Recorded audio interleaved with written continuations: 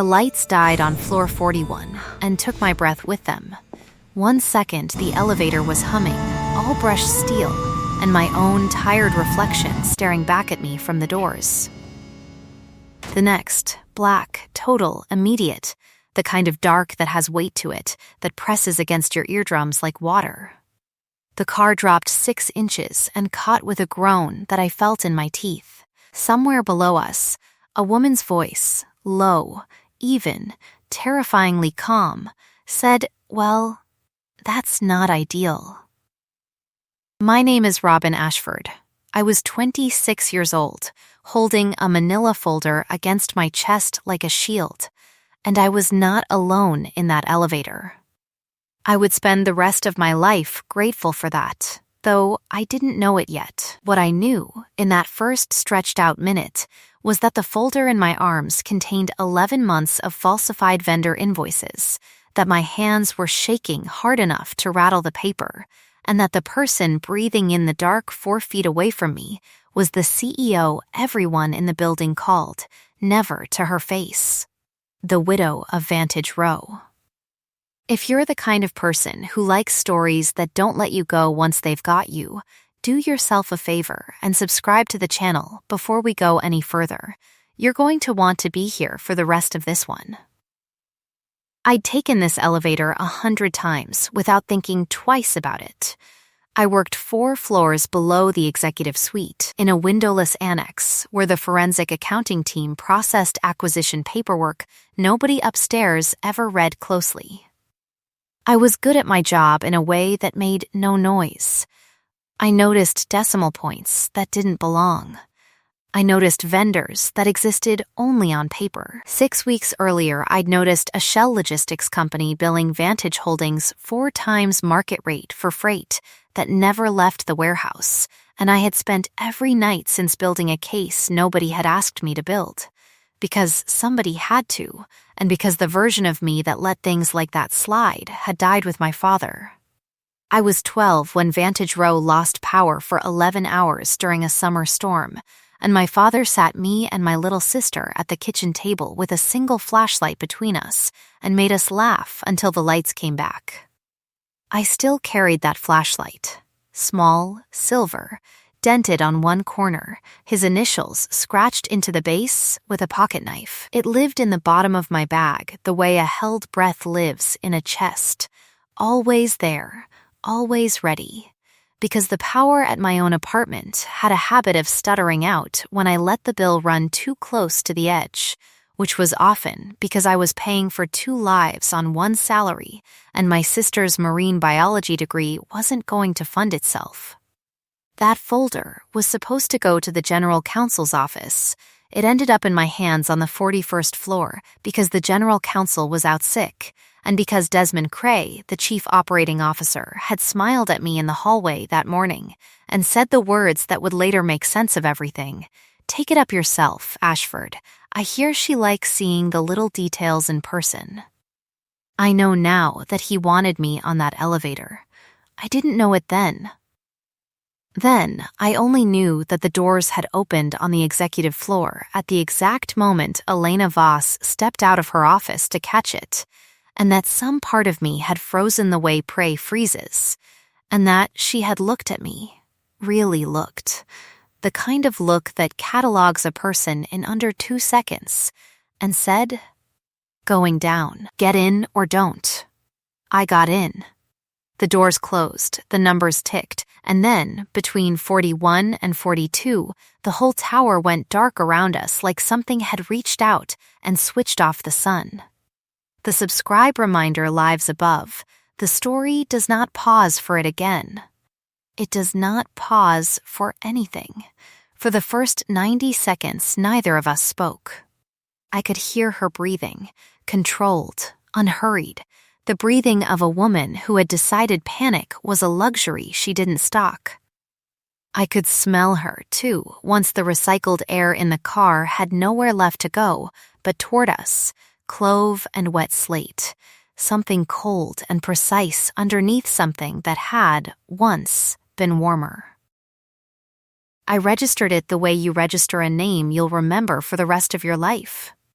I didn't know yet that she'd registered mine the same way. Fig and warm wool, she told me much later, like a kitchen in winter. But I felt her go very still after that first breath, the way a compass needle goes still when it finds north.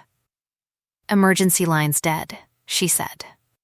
Not a question, she'd already tried it. Cell service? Nothing, my voice cracked on the one syllable. I hated that it cracked. Sit down before you fall down, she said.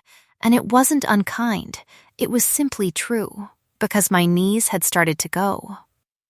I heard fabric shift, felt her hand find my shoulder in the dark with the accuracy of someone who never groped for anything in her life, and guide me down the wall to the floor. Breathe with me, 4 in.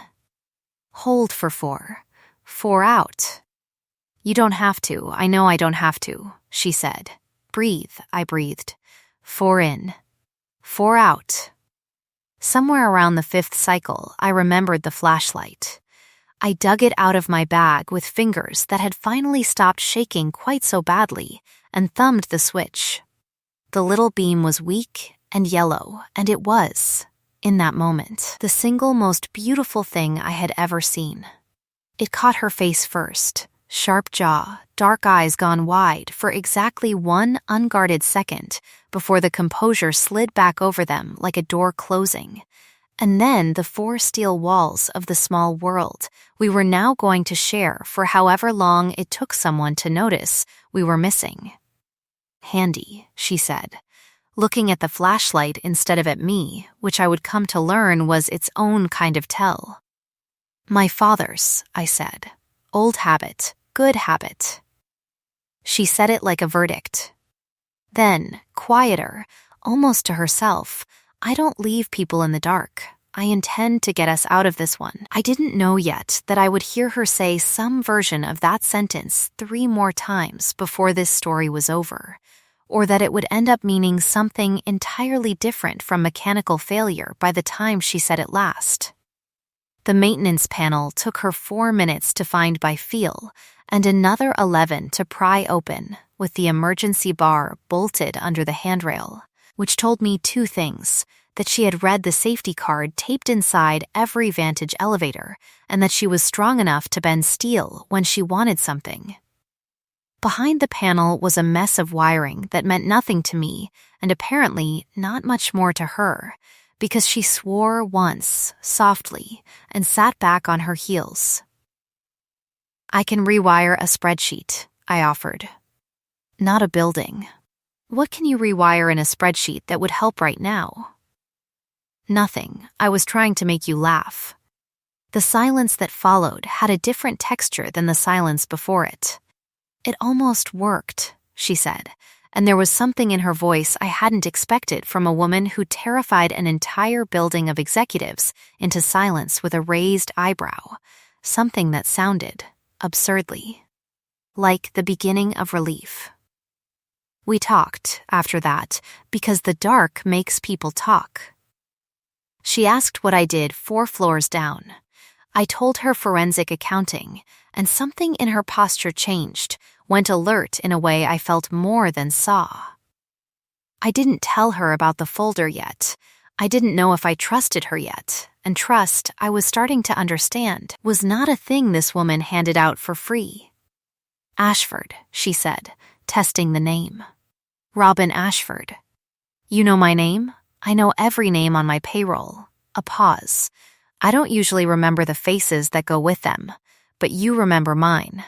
I'm starting to, she said, and even in the dark, even trapped 40 stories above a city that had no idea we were missing, I felt that land somewhere under my ribs and stay there.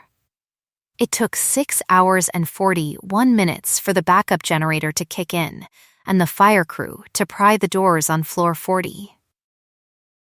I know the number because she counted it out loud near the end, in the low, steady voice she'd used to talk a jumper off a ledge, and because counting had become, by then, the thing that kept us both from thinking about how close together we were sitting, shoulders touching, her coat draped over both our knees, because the temperature had dropped, and I hadn't stopped shivering since hour 3. Somewhere in hour 4, she told me, unprompted, that her wife had died 2 years ago on a night she'd insisted on a business trip instead of staying home for a storm, exactly like the one raging outside the tower right now, and that she had not told a living soul in this building that detail, and that she didn't know why she was telling me. I didn't ask her to explain it. I just found her hand in the dark and held it, and she let me, and neither of us said anything else about it that night. When the doors finally opened onto blinding fluorescent light and a wall of paramedics and Desmond Cray's carefully arranged concerned face, Elena Voss stood, pulled me up with her, and did not let go of my hand until we were both clear of the car. "Miss, Ashford will need a full medical evaluation," she told the paramedics, in the flat, unarguable tone I'd hear her use on boardrooms for months to come, on my account. "And someone get facilities in here to explain to me exactly how a building with 3 redundant power systems went completely dark for 6 hours. Cray's face did something complicated and fast. There and gone. The kind of flicker you only catch if you've spent 6 years training your eyes to notice the one number in a column that doesn't belong. I caught it. I filed it away next to the folder I still hadn't let go of, even after 6 hours on a cold floor, even after everything. I didn't know yet that I'd just survived the first move in a much longer game. I only knew that when Elena Voss finally released my hand at the ambulance doors, my palm felt colder than the rest of me, and that some small, foolish, hopeful part of it did not want to be let go of at all. She had my father's flashlight in her coat pocket. I didn't notice until 3 days later when she returned it to me herself, cleaned, the switch oiled so it no longer stuck. The 3 days between the elevator and the flashlight's return were the loudest quiet of my life. Vantage Holdings buzzed with the story, the CEO and the auditor, trapped together for 6 hours, both walking out on their own feet, refusing hospital admission, refusing comment. My coworkers looked at me differently. Talia Yen, who sat 2 desks down and had been the closest thing I had to a friend in that building, cornered me by the coffee machine on the second morning and said, "You survived 6 hours alone with the widow of Vantage Row, and you're standing here drinking burnt coffee like it's a normal Tuesday." "I need details, Robin. All of them. There's nothing to tell," I said, which was a lie, and Talia's raised eyebrow told me she knew it. There was a summons on my desk by lunch, not an email, a card, cream-colored, heavier than paper had any right to be, with a time and a floor number and nothing else. I went up at 4 o'clock, with the folder finally tucked under my arm, because if I was going to be called to the top of the tower, I was going to bring the one thing I actually had to offer. Her office took up half a floor. Glass on 3 sides, the city laid out beneath it like something she owned outright, which, in every way that mattered inside these walls, she did. She stood at the window when I came in, and for a moment before she turned, I let myself look. Really look, the way she had looked at me in the elevator that first time. Tall, precise, a woman built like a decision that had already been made. "Sit," she said, and then, seeing my face, amended it. "Please," I sat. She didn't. She crossed to her desk, opened a drawer, and set my father's flashlight down on the glass between us like an offering. "You left this in my coat," she said. "I didn't notice." "I did." She looked at it a moment longer than the object warranted. "It kept working the whole 6 hours." I wondered about that. Most cheap flashlights die in under an hour. "It's not cheap. It's just old." My father believed in fixing things instead of replacing them. I picked it up, turned it over, found the switch newly smooth under my thumb. "You had it cleaned." "I had it cared for," she corrected, and something about the precision of that distinction made my chest go tight in a way I did not have a name for yet. "Ms. Ashford." Robin, I asked you here because facilities has no explanation for what happened to that elevator, and because when I pulled the maintenance logs, I found they'd been accessed and altered by someone with executive credentials 4 hours before we got in that car. I set the folder on her desk. Then, you should probably see this first, I said, and for the first time since the doors had opened onto fluorescent light and paramedics, Elena Voss looked, for one unguarded second, afraid of what I might be about to hand her. She read the folder standing up, which told me something, that she was the kind of woman who couldn't sit still while her world reorganized itself. 11 months of invoices from Fenwick Logistics, a freight company that filing records showed had exactly 1 employee and no trucks, billed against the Meridian acquisition at 4 times market rate, every approval signed off by the same authorization code. Hers, forged badly enough that anyone who'd spent 6 years staring at columns of numbers for a living would catch it inside of a minute. "This is my signature," she said. "It's not. It's close. Whoever did this either doesn't know you check your own authorizations or didn't think anyone below the 40th floor would ever look. Who signs off on facilities contracts under my authorization code without my knowledge?" I didn't answer right away, because I already knew, and because saying his name out loud in this office felt like stepping off a ledge with no flashlight at all. "Desmond Cray," I said. The temperature in the room changed. I want to describe it as anger, and it was, but it wasn't loud anger. It was the kind that goes very quiet and very cold, the kind that reorganizes a person's whole face into something I understood. In that instant, exactly why the building called her the widow of Vantage Row, not because she'd lost someone, because when she was wounded, this was what came out instead of grief. "He sent you up alone that night," she said. Not a question. With this. "He told me to bring it up in person. He said you liked seeing the details." "I've never said that in my life." She set the folder down with a care that was more frightening than if she'd thrown it. "He wanted you in that elevator. He may not have accounted for me getting in behind you. You think he tried to hurt me." "I think," she said, and here, for the first time, her voice lost its flatness and cracked open just enough to let something rawer through, that a man I have trusted with this company for 6 years may have tried to trap a 26-year-old auditor in a dead elevator to stop her delivering evidence against him, and that if I had not decided, on a whim, to catch that particular car at that particular minute, I do not know what would have happened to you. And I find that I cannot think about that scenario for more than a few seconds at a time. I didn't know what to say to that. So I said the true thing instead. "I'm still here." "Yes," she said, and crossed the space between us in 4 steps, and stopped close enough that I could smell clove and wet slate underneath something warmer that hadn't been there in the elevator, something that smelled, absurdly, like relief. "You are. I'd like to keep it that way. I want you working directly for me until this is resolved. Full security detail. My driver, my floor, my protection. Is that acceptable to you?" "You don't have to. I know I don't have to," she said, echoing herself, echoing the elevator, and something about the repetition made my throat go tight.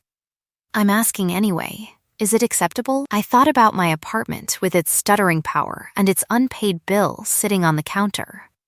I thought about my sister's tuition and the folder now sitting on this desk like a lit fuse.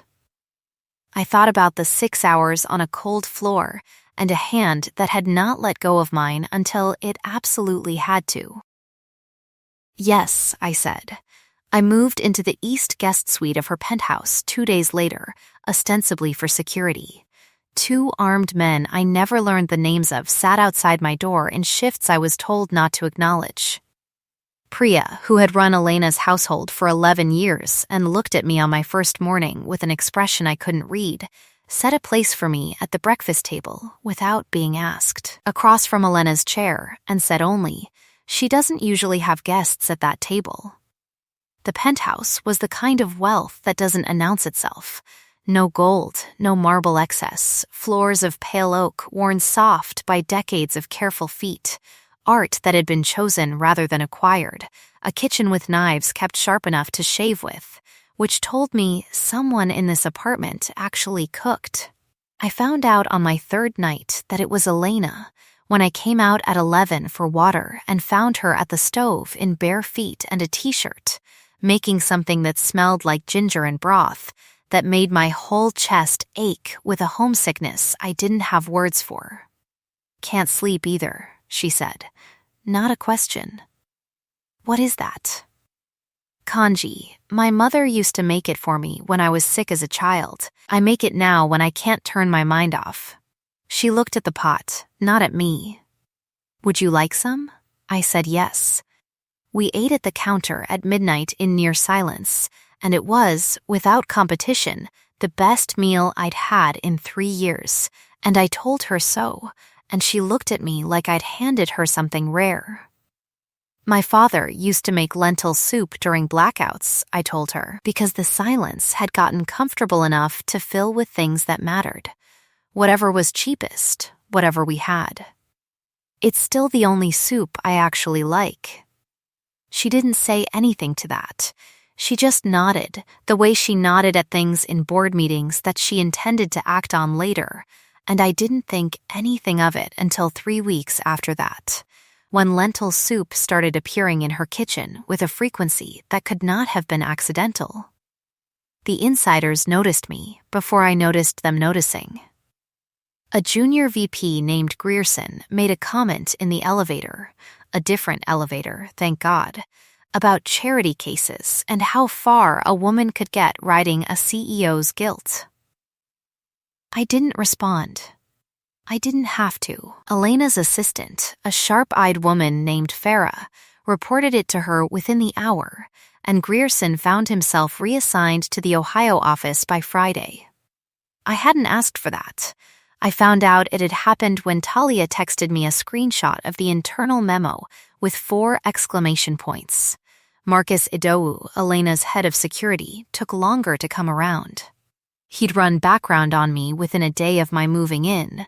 I found the file open on his tablet by accident, my whole life reduced to bullet points, my father's death, my sister's scholarship applications, my rent history, and for the first 2 weeks he watched me with the flat, assessing look of a man waiting for the con to reveal itself. "You don't trust me," I told him on the 9th day, in the hallway, because I was tired of being watched like a liability. "I don't trust anyone this fast around her," he said. 15 years I've worked for that woman. I have never once seen her wait for someone. Wait for what? "An elevator," he said, and walked away before I could ask him to explain it, and I stood there a long time turning the sentence over, because I understood, suddenly, that he wasn't talking about the night we got trapped. He was talking about every day since. The way she rearranged her schedule around mine without seeming to.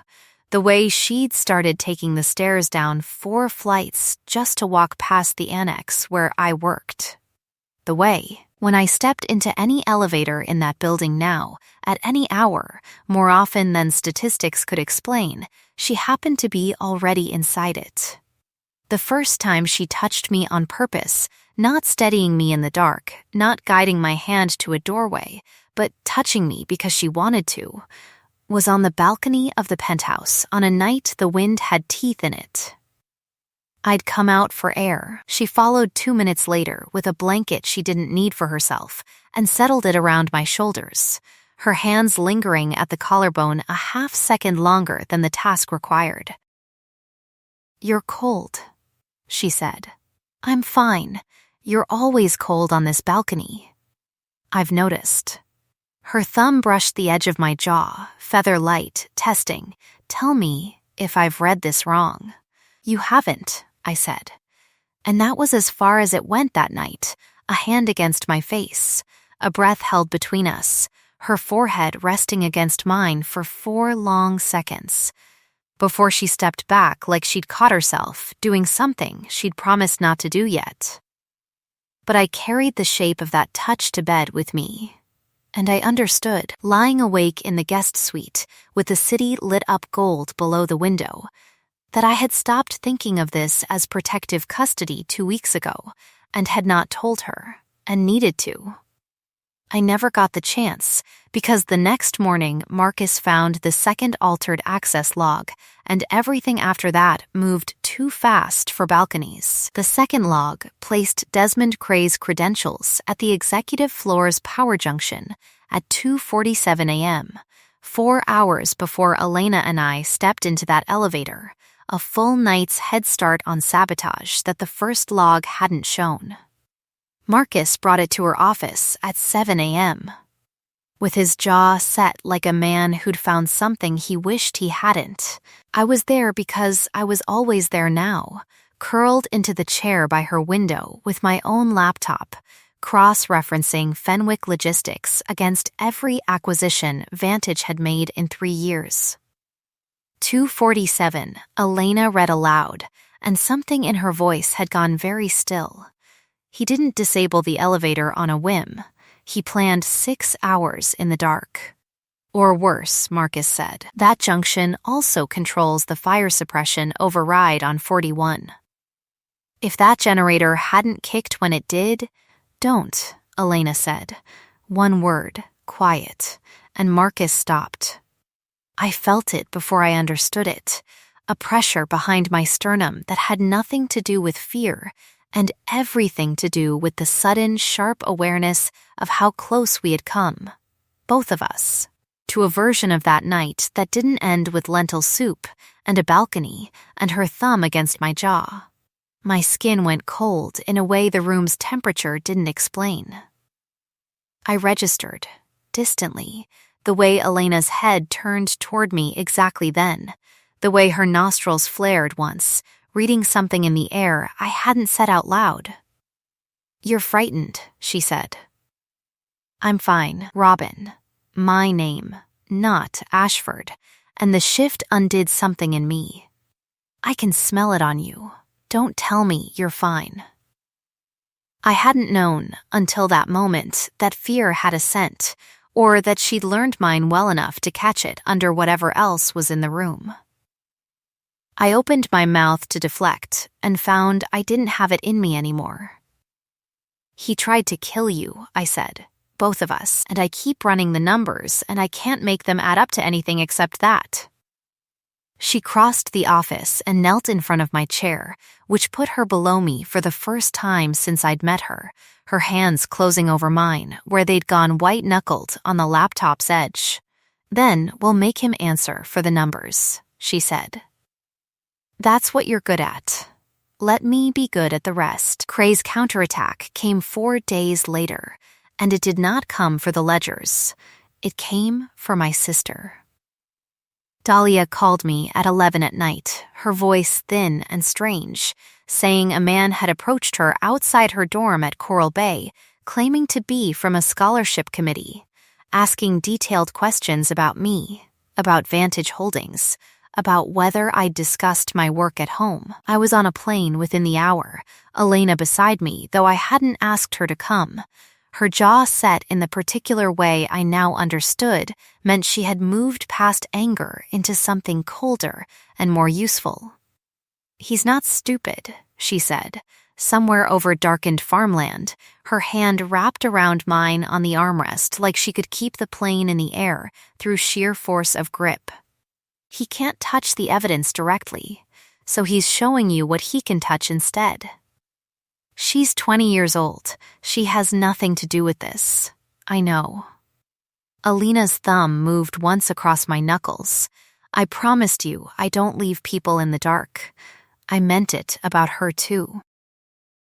Dahlia was fine, shaken, furious, safe behind campus security by the time we landed, but the message had done its work regardless.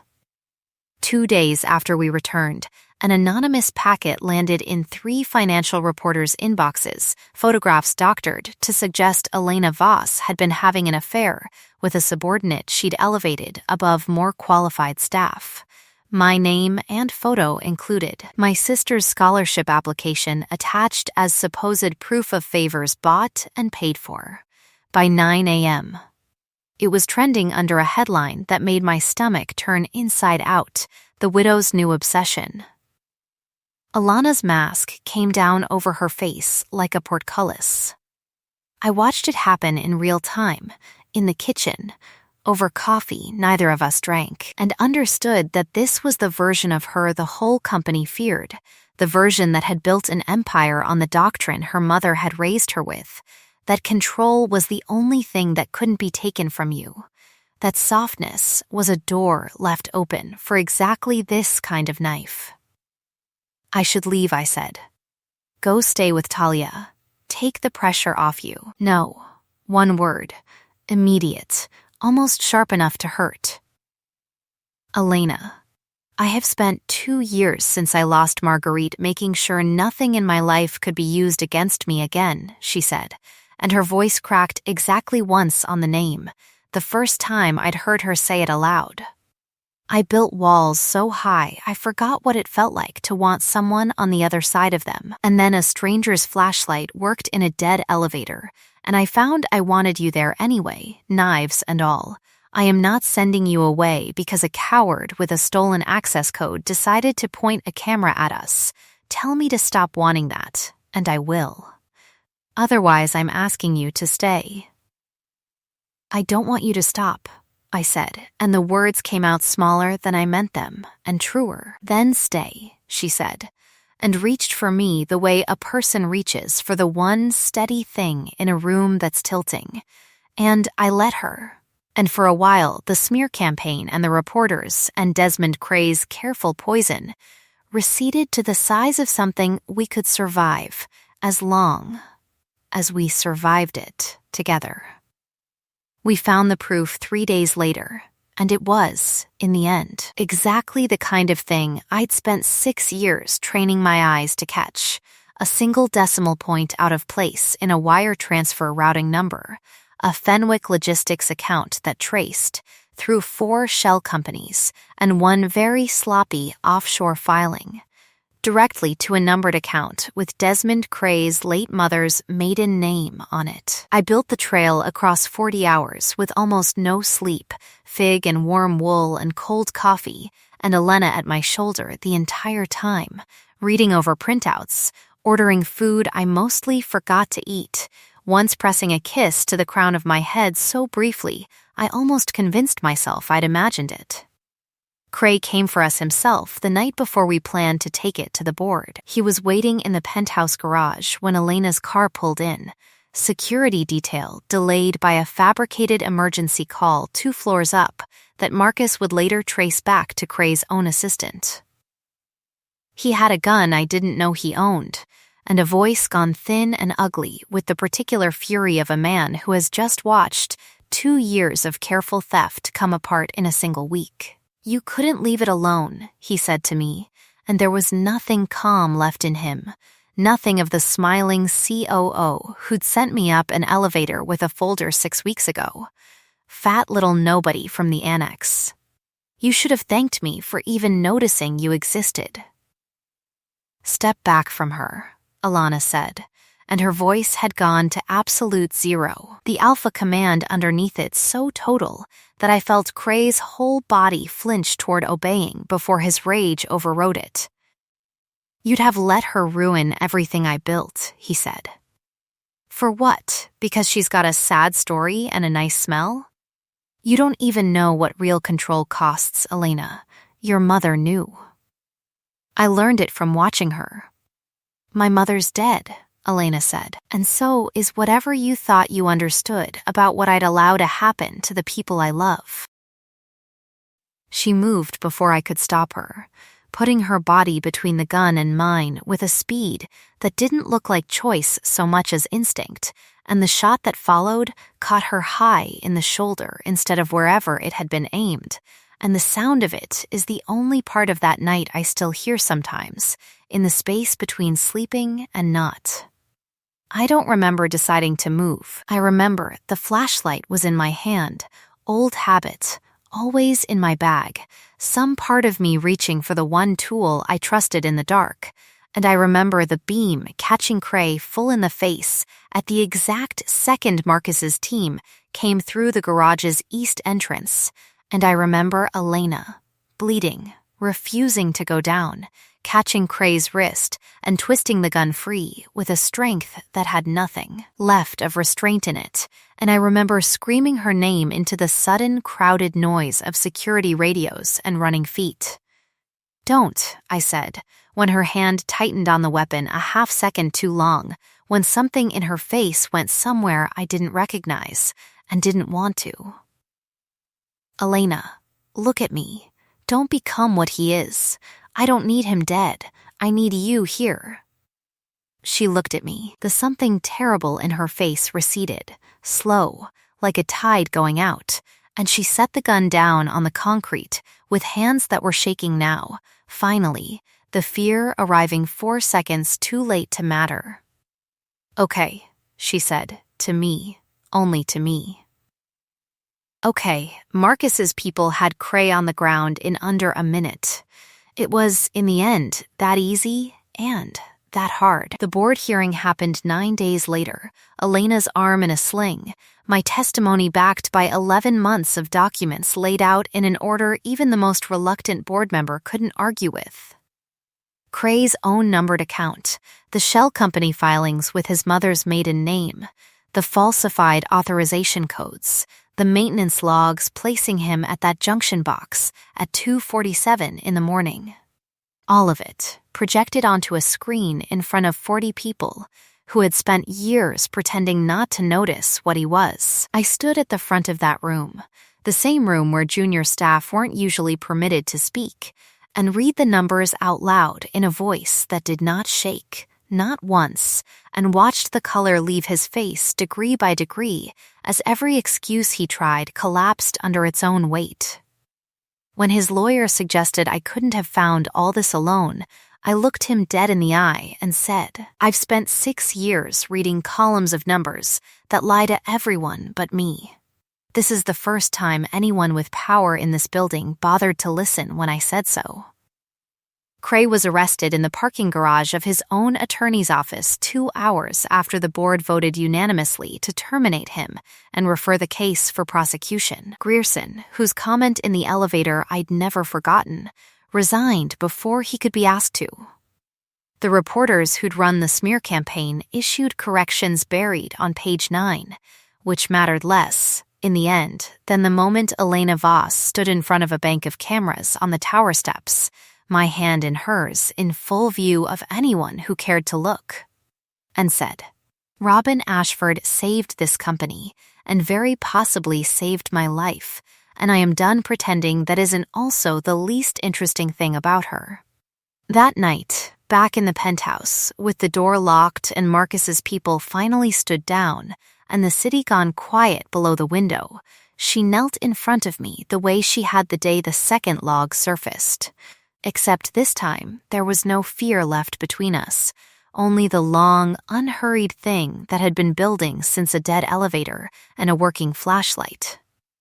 "Tell me to stop, and I will," she said, her hand at my jaw, her forehead against mine, clove and wet slate gone warm and close. "Don't stop," I said. "Ask me with your words, Robin. I want you," I said, and meant every syllable of it, and she made a sound against my mouth that I felt more than heard, and when her teeth found the curve of my neck much later, gentle at first and then not, she paused there, waiting, her whole body a held question. "Now," I said, "please."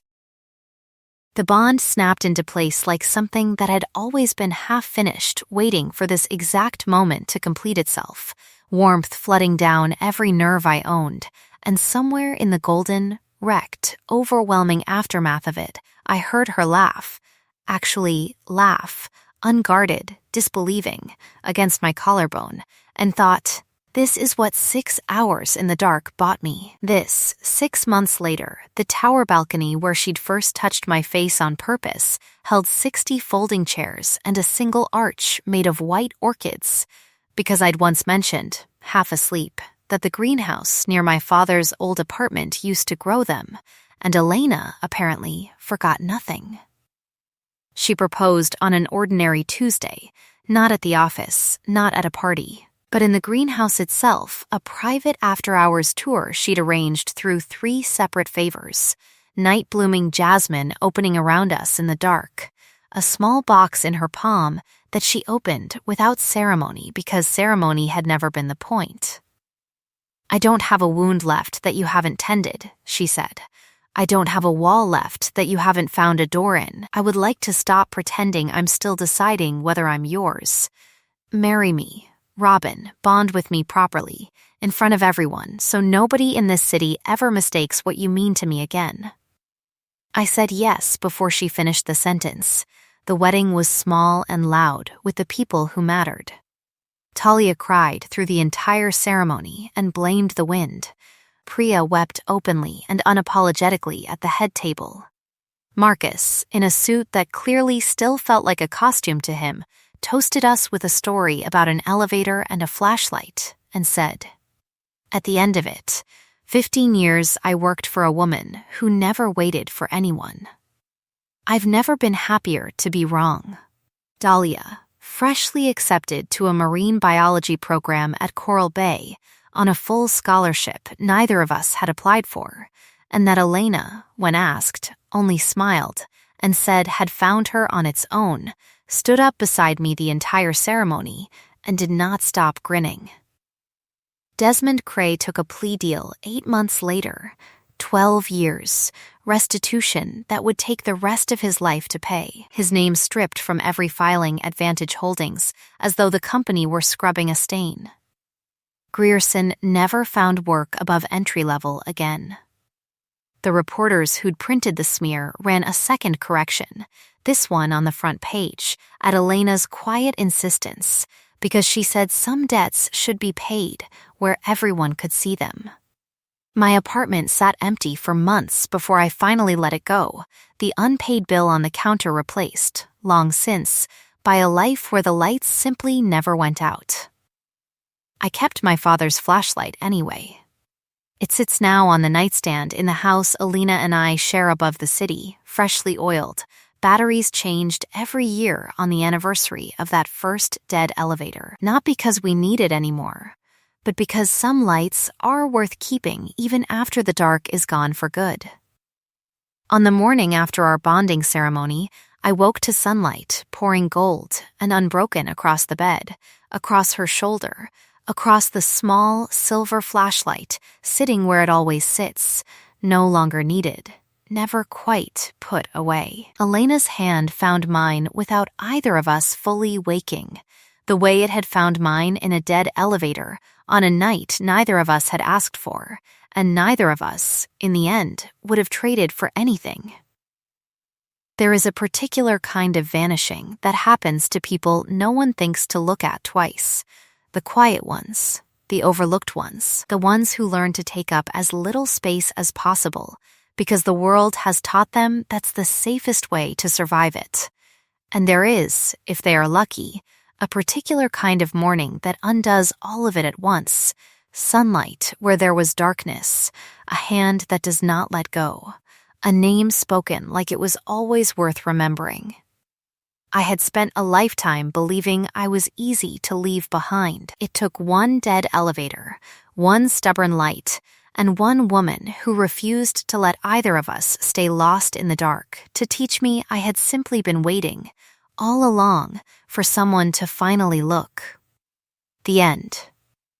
If a stuck elevator and a stranger's steady hand could crack this story wide open, imagine what's waiting in the next one. Subscribe to the channel so you don't miss it. And before you go, I'd love to know, if you were trapped in the dark with only one small light between you and a stranger, what's the first thing you'd want to know about them? Tell me in the comments.